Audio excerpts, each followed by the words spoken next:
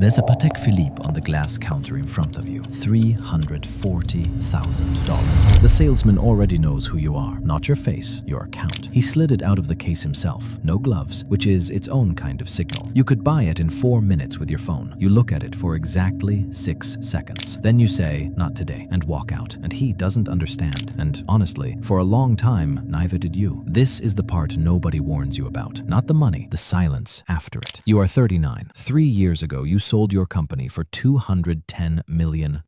Before that, you were the kind of broke that doesn't have a dramatic name, just a checking account that hit zero on the 26th of every month, like clockwork, like a tide. You remember the exact feeling of standing at a gas pump doing math, deciding between $20 and $25, because $25 meant something else that week had to give. You thought, back then, that the finish line was buying whatever you wanted, whenever you wanted, without doing the math first. You got there. You got there completely. And somewhere in year 2 of having that ability, something strange happened. You stopped wanting to use it. Let's go back, because the why only makes sense in order. At 22, you were $31,000 in debt and sleeping on a mattress on the floor of a shared apartment in Austin, building software at night after a day job that paid $41,000 a year. You had exactly one recurring purchase you allowed yourself, a $6 coffee on Fridays. Not because you couldn't skip it, because skipping every single thing all the time felt like it was going to break something in you that you'd need later. At 25, the first version of your product got 40 users. At 26, it got 4,000. At 27, a Series A came in at $8 million,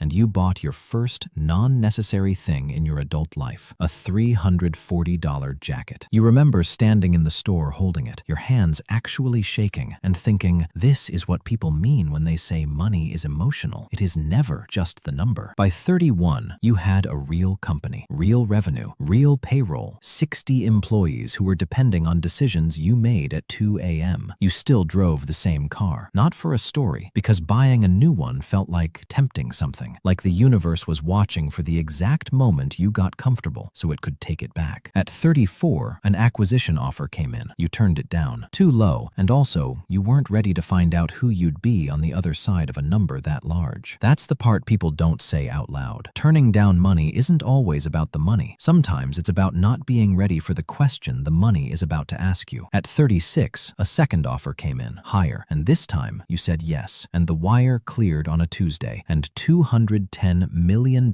became a number in an account with your name on it, and you sat in your car in the parking garage for 11 minutes before you could make yourself go inside and tell anyone. Here's what you thought was going to happen next. You thought you were going to buy things, the car, the watch, the house with the second floor just for a home theater, the one you used to look at online at 1 a.m. during the broke years, the one that felt like a message from a life you weren't allowed into yet. Here's what actually happened. You bought the car, drove it twice. It's in a garage now, a very expensive object doing the job of a paperweight. You looked at the house, walked through it with a realtor, stood in the kitchen, the good kitchen, the one you used to dream about, and felt nothing. Not disappointment, just a strange, flat quiet, like a room with the sound turned all the way down. You didn't buy the house. This is the thing that took you almost 2 years to understand, and you're still not sure you have all of it. The want wasn't about the object. It was never about the object. The want was a proxy for something else. Proof that you'd made it. Proof that the version of you standing at the gas pump doing math would finally be allowed to stop. But that version of you doesn't live in a house. He doesn't wear a watch. He lives in a decision you made at 2 a.m. 15 years ago to keep going one more month. You can't buy him anything. He's not in the market. He was never the customer. He was the one doing the wanting. And now that the wanting has nowhere left to go, he's just quiet. For the first time in your adult life, he's quiet. People assume the emptiness after wealth is about boredom. It's not boredom. It's that the engine that drove you here, the fear, the hunger, the 2 a.m. math, was never built to know when to stop. Nobody teaches it the off switch. So you sit in a jewelry store with a $340,000 watch on the glass in front of you, and the salesman is waiting for the version of you that used to want things, and that version doesn't show up anymore, and you don't fully know who's standing there instead. You still work, every day actually, which surprises people. Not for money, for the same reason you worked at 22, because stillness, real stillness, is the only thing that has ever scared you more than being broke. You've just redirected the engine. It used used to run on lack. Now it runs on something closer to momentum, and you're honestly not sure there's a difference, not way down at the bottom of it. Your sister asks you sometimes what you're going to do with all of it. You never have a clean answer. The truth is smaller and stranger than she wants it to be. You're not saving it for a house or a watch or a version of comfort you pictured 15 years ago at a gas pump. You're just watching it sit there, this enormous, solved problem, and trying to figure out what a person is supposed to want once the wanting stops being about survival. You leave the jewelry store. The watch stays on the glass, waiting for somebody else's 2 a.m. You get in the car you drove twice and never again, and you sit there for a second before starting the engine, the way you always do now, and you think about the gas pump and the $20 versus $25 and how far away that feels and how close.